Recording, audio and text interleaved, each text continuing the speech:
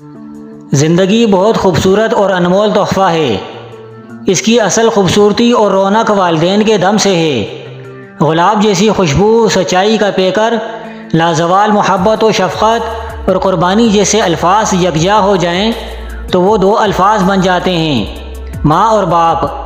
ماں باپ کی محبت ٹھاٹھے مارتے سمندر کی مانند ہوتی ہے، جس میں اولاد کے لیے محبت، تحفظ اور احساس کے جذبے پروان چڑھتے ہیں۔ ماں باپ کہنے کو تو وہ دو چھوٹے الفاظ ہیں، مگر ان الفاظ میں کتنی گہرائی ہے، ہر کوئی اس گہرائی کو نہیں جان سکتا، اور نہ ہی کسی کی اس حد تک رسائی ہے۔ جس طرح اللہ رب العزت کی نعمتوں کا شمار کرنا ممکن نہیں، اسی طرح والدین کے پیار اور خلوص کا اندازہ لگانا مشکل ہی نہیں، ناممکن بھی ہے، کیونکہ زمانے میں پڑے ہوئے لالچ و حرص کی وجہ سے ہر شخص دوسرے سے صرف ذاتی مطلب اور مفاد کی بنا پر ملتا ہے، لیکن والدین کا وہ واحد رشتہ ہے جس میں لالچ و حرص کے بجائے بے پناہ خلوص اور پیار ہوتا ہے۔ ان کے خلوص اور پیار کو نہ جانے کتنے لوگوں نے بحیثیت اولاد اپنے جذبوں کو الفاظ کی شکل دے کر قلم بند کیا ہوگا، مگر آج تک کوئی بھی ان کے احسار و محبت اور تحفظ کے احساس کو مکمل بیان نہیں کر سکتا۔ والدین بہت ہی ناز نخروں سے اپنی اولاد کو پالتی ہے اور ان کی تربیت کے لیے گھٹن مراحل سے گزرتی ہے، مگر جب اولاد جوان ہوتی ہے تو فراموش کر دیتی ہے۔ حالانکہ اگر آج یہ نوجوان کھڑا ہے یا بولتا ہے تو ماضی میں والدین کا ہی محتاج تھا، جنہوں نے اسے بولنا اور چلنا سکھایا۔ مگر زندگی کی یہ ایک تلخ حقیقت ہے جو کہ کتاب کی مانند ہے۔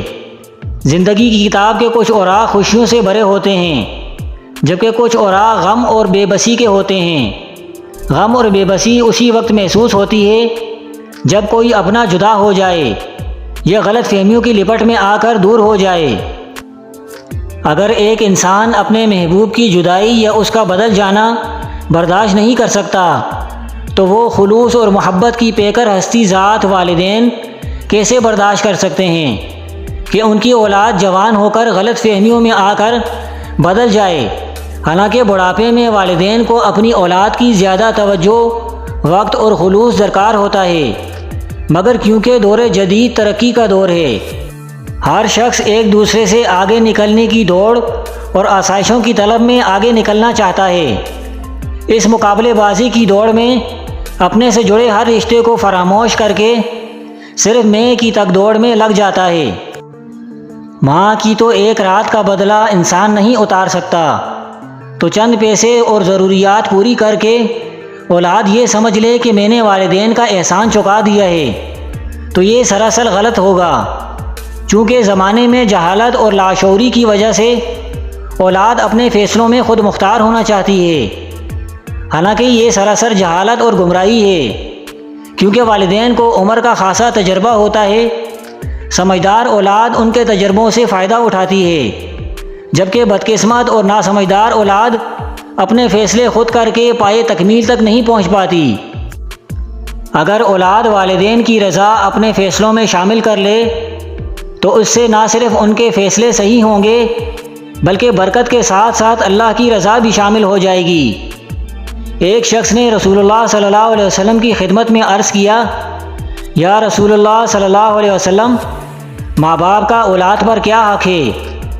فرمایا، وہ دونوں تیرے حق میں جنت اور دوزخ ہیں، یعنی ان کی خدمت اور اطاعت تمہیں جنت کا مستحق بناتی ہے اور نافرمانی دوزخ کا۔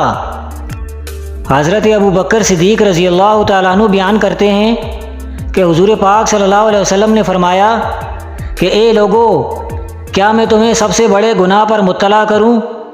آپ نے یہ الفاظ 3 دفعہ دہرائے۔ صحابہ نے عرض کیا، یا رسول اللہ صلی اللہ علیہ وسلم، آپ ضرور مطلع فرمائیں۔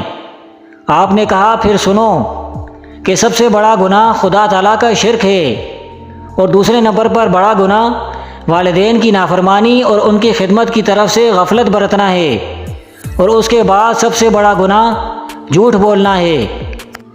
ایک روایت میں ہے کہ حضور پاک صلی اللہ علیہ وسلم نے فرمایا، اللہ تعالیٰ سب گناہ معاف کر دیتا ہے سوائے والدین کی نافرمانی کے۔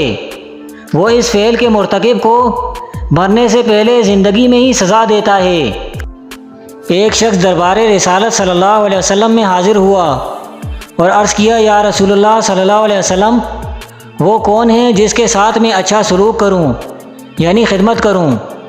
فرمایا وہ تیری ماں ہے۔ عرض کیا اس کے بعد کون ہے؟ فرمایا وہ تیری ماں ہے۔ عرض کیا اس کے بعد کون ہے؟ فرمایا وہ تیری ماں ہے۔ اس نے چوتھی بار عرض کیا یا رسول اللہ صلی اللہ علیہ وسلم اس کے بعد کون ہے؟ فرمایا وہ تیرا باپ ہے۔ ہماری مائیں جب بوڑھی ہو جاتی ہیں تو ان کے جوڑ کیوں درد کرتے ہیں؟ ایک تحقیق کے مطابق جب عورت حاملہ ہوتی ہے تو بچے کی ناف سے ایک نالی ماں کے جسم کے ساتھ جوڑ دی جاتی ہے جس سے وہ اپنی خوراک لیتا ہے۔